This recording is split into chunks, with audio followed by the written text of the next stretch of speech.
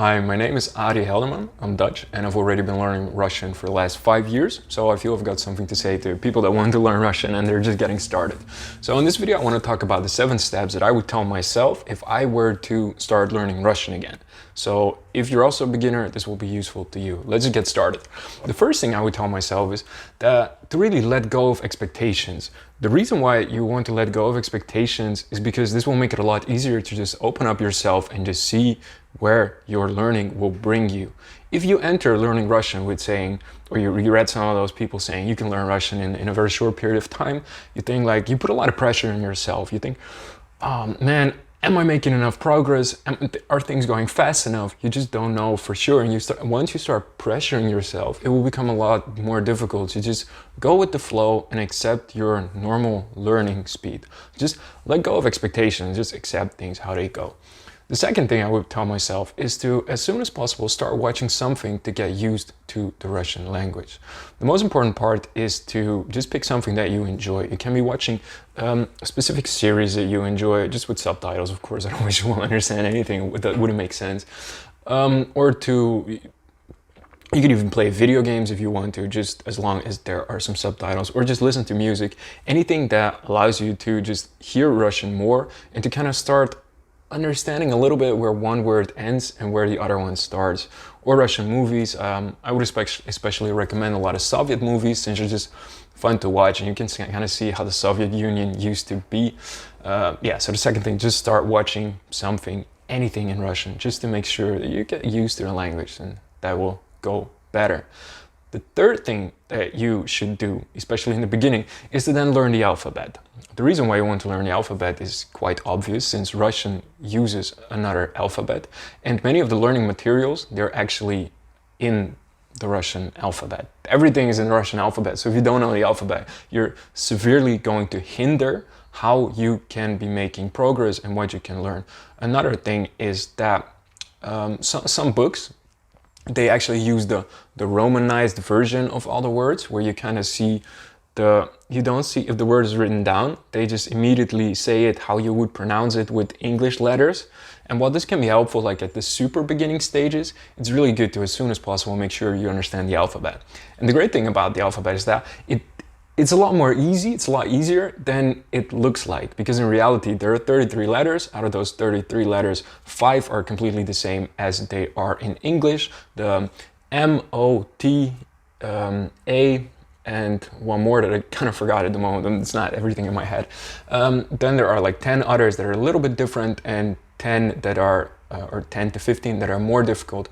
But the thing is, if you really spend 10 minutes a day looking at all those letters for 1 or 2 weeks, you're going to understand them enough to at least read the words. And then after you read them, you will still be quite slow at reading, but it doesn't matter, because if you're in this for a long haul, like, things will really get faster if you just practice a lot. So just get the alphabet down. Don't do those things with the Romanized versions of all the letters, of all the words, because that doesn't really help after the super beginning stages. So the fourth thing to do is to install an app that will teach you some vocabulary and the basics of the language. There are already, I think, like 50 different apps available that do this, from Duolingo, Memrise, Bubble, plenty of free options as well as some specific ones for especially Russian. Doesn't really matter which one you pick, as long as you pick one and just spend like 10 to 20 minutes every day, more or less. It really doesn't matter, just to get like the basic vocabulary down, so you can say, my name is Ari, меня зовут Ari, приятно познакомиться, nice to meet you. Or you can say, what's your name, как тебя зовут, or how are you, как дела? Stuff like that, just, the basic stuff. And this will also give you a better understanding if you actually like relearning Russian, which is also important, because if you're really a beginner, maybe you feel like, I really want to learn Russian, but then after a couple of weeks, you're like, you know what, this is not for me. And then you can just stop. It's really no problem.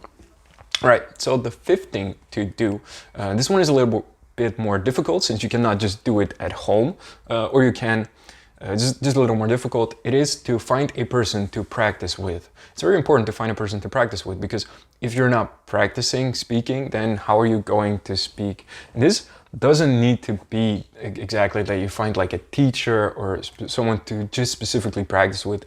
if you know anyone who knows Russian, maybe it's even a friend of you who also wants to learn Russian. That would be incredibly valuable as well. As long as you get the experience of practicing. You could even go to a Russian supermarket. If you cannot find anyone, there are also some services available online where you can just find a Russian teacher or just a Russian person to speak with, like specific stuff like italki or Verbling, you can use those. You can also go to some Facebook groups or go to the Russian Reddit and ask Russian people that want to learn English if you can have a conversation where you teach them English and they teach you Russian in return. That would also be a good idea, and it's free. Okay, so the next thing that you want to do is to listen to an audio course. This is different than installing an app, although some apps also have an audio course. But the main reason why you want to install an audio course is because it will teach you the grammar a lot better than looking at the screen. In order to learn Russian grammar well, Russian grammar is quite difficult, so you got all the cases, plus you got the conjugation of the words, and it's just, a lot more, in specific ways, are a lot more complicated than they are in English. Stuff like with the cases, if I say, Я дам маме подарок. Like, I will give a present to my mom, you say маме. And if my mom gives me a present, мама мне дарит подарок. So those are just different. But the reason, in order to learn that well, is mostly, like most people, they learn the best if they get input through a couple different examples. And the best way to do that is just through audio courses. And at the same time, or you can really get a teacher yourself, but at the moment with the COVID, it's a little bit difficult. Plus in general, audio courses tend to be a lot cheaper, or you can find some of them for free online. I would recommend that. And the last thing to do in order to learn Russian for beginners is to get a dual language book. A dual language book is a book where you have on one page you got the Russian version of the book, and on the other page you got the English version of the book. And this is good as a starter to get into learning how to read in Russian. This is important because many people, when they want to learn Russian, they also kind of have the sub goal of wanting to learn to read Russian literature, which is very cool because many people like to read the English literature, the Russian literature in English. So if you can, read it in Russian, that's super cool. But the problem with learning Russian, with reading Russian as a beginner, is that you really need quite a large vocabulary in order to understand anything on the page.